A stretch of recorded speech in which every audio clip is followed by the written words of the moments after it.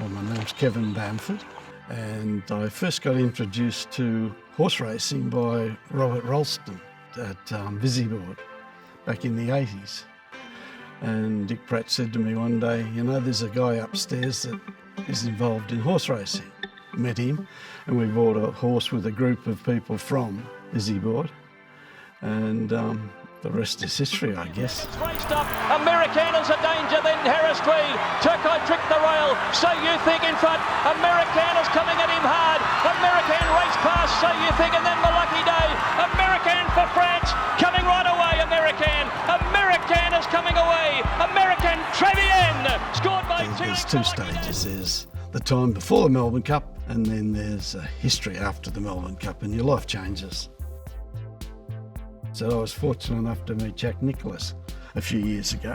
A few years after that, we were in Capri on holidays, and he and his wife Barbara walked past us. I went over and I said, Kevin Bamford, Jack, we met a few years ago. And he said, come with me. He said, I'm over here on holidays with a group of Americans.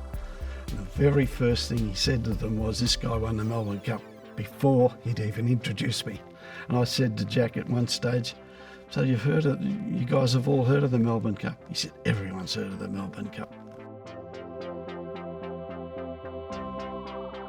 You know, the exercise is to find a horse to run in the Melbourne Cup. It's very difficult to win a Melbourne Cup, but you can't win it if you don't have a runner.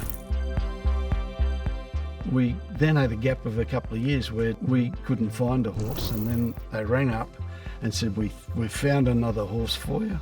We don't recommend you buy it, but it is qualified to run in the Melbourne Cup. And he found the stallion, which was American, $200,000, and it's not negotiable. It's owned by the Wertheimers, who actually owns Chanel. And he said they don't negotiate. We said, why not?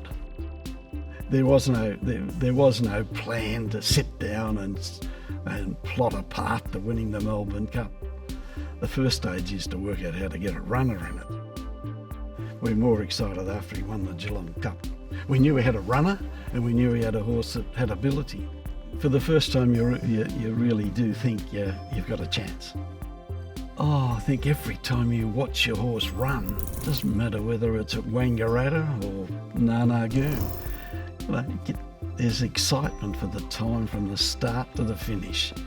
And it's a release, it's a hope, it's just exciting. To win one is more than most people can dream of. I don't spend a lot of sleep worrying about winning a second one.